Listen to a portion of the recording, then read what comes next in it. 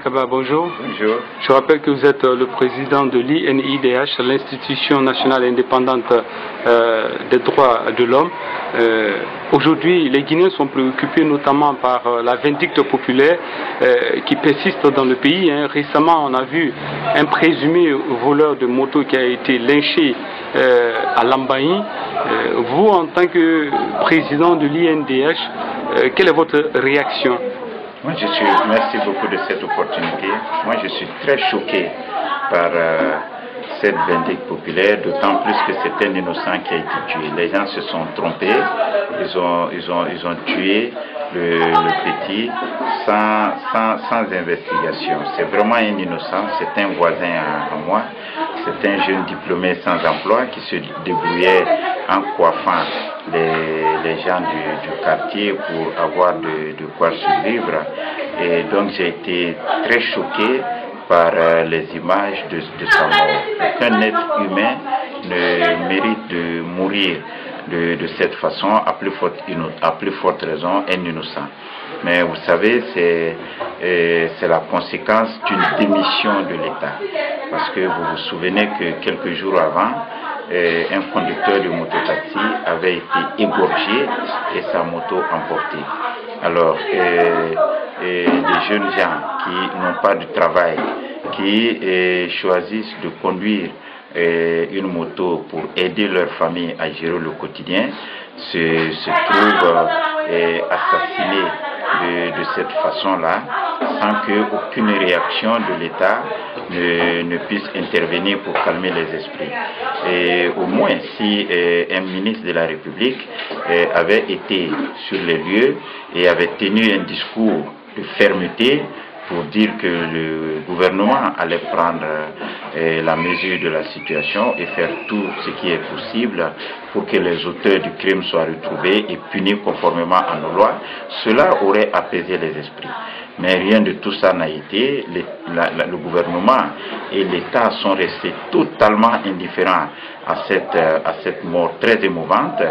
Et les jeunes gens ont dû s'organiser pour prendre leur sécurité en main, puisque la justice et la sécurité les ont abandonnés, alors ils se sont sentis dans l'obligation de se défendre. Malheureusement, quand ils ont appris que ce jeune garçon était un voleur de mototaxi, ils ont profité pour venger leur camarade qui a été sauvagement tué.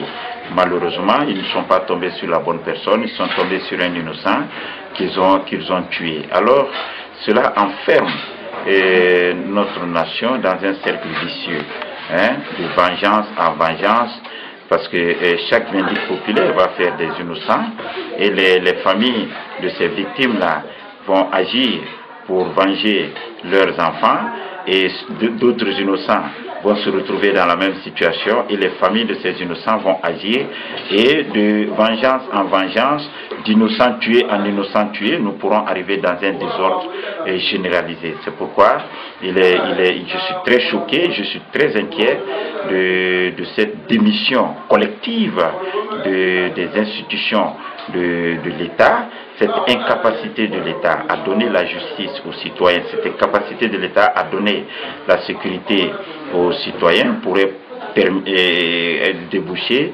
sur un désordre très profond, une instabilité de notre pays. Alors aujourd'hui, vous dites être déçu justement des institutions de la République qui vraisemblablement ne jouent pas convenablement leur rôle, mais votre institution, l'INDH, est aussi l'une des institutions de la République. Qu'est-ce que vous faites justement sur le terrain pour essayer d'enrayer ce genre de phénomène? Et deuxième question, aujourd'hui, d'aucuns estiment que en Guinée, le citoyen appartient à la famille et non à l'État. Est-ce qu'il faudrait revoir cette conception de telle sorte que l'État puisse être, en tout cas, que le citoyen revienne à l'État et non à sa famille, de telle sorte que chaque Guinéen puisse être sécurisé et protégé par l'État?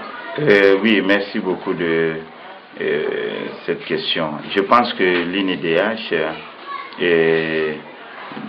doit prendre ses responsabilités. L'État doit renforcer les capacités techniques et opérationnel de l'INIDH pour que elle joue pleinement son rôle dans la sensibilisation et aussi l'assistance juridique et judiciaire des citoyens. Vous avez totalement raison, le citoyen guinéen aujourd'hui s'est replié sur lui-même, a plus confiance à sa propre famille, à ses amis, à son quartier qu'en l'État. Ça c'est extrêmement dangereux parce que cela fractionne la nation et plus tard on va avoir une partie de la population contre une partie de l'autre, chacun travaillant pour soi. Ça c'est pas une bonne chose. C'est ce que vous avez aujourd'hui en Centrafrique, qui est une situation, tous les efforts sont en train de faire sans résultat. C'est ce que vous avez aujourd'hui en Somalie. L'État a fini par disparaître totalement et vous avez une anarchie un peu partout. Donc je pense qu'il est important que l'État reprenne les choses en main. Que l'État reprenne les choses en main pour rassurer les populations, afin que les populations trouvent refuge auprès de l'État. Et la justice doit fonctionner correctement, les services de sécurité doivent fonctionner correctement, parce que vous avez les services de sécurité qui sont moins équipés et moins motivés que les bandits qu'ils sont censés traquer. Et cela fait qu'on a toujours l'inverse de ce que nous attendons. Et je pense qu'il est grand temps que l'État guinéen reprenne les choses en main, que le gouvernement se remette au travail, que l'État retrouve toute sa place dans le cœur des citoyens. Cela passe par une série d'activités. Il faut premièrement travailler à rapprocher les populations de l'État en général, mais de la justice en particulier. Il faut mettre en place dans les communes de Conakry des centres d'assistance juridique et judiciaire.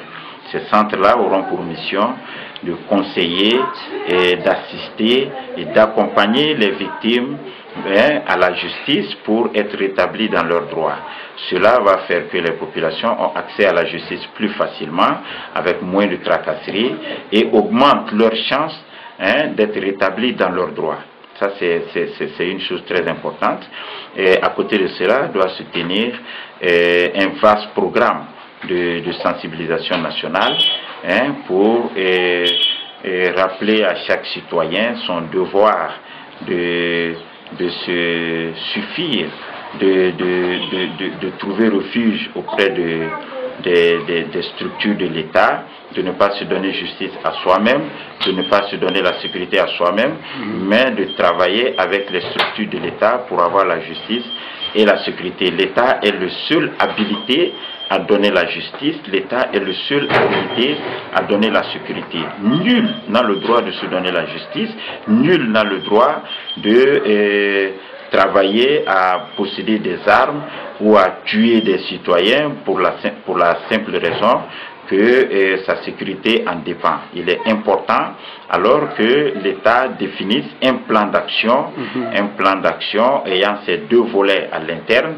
et établi sur quelques années pour travailler à rassurer les populations, à remettre l'État au cœur des activités de la population, à remettre l'État dans le cœur des populations afin que les populations trouvent refuge auprès de l'État, que les populations renoncent à se donner la justice, que les populations renoncent à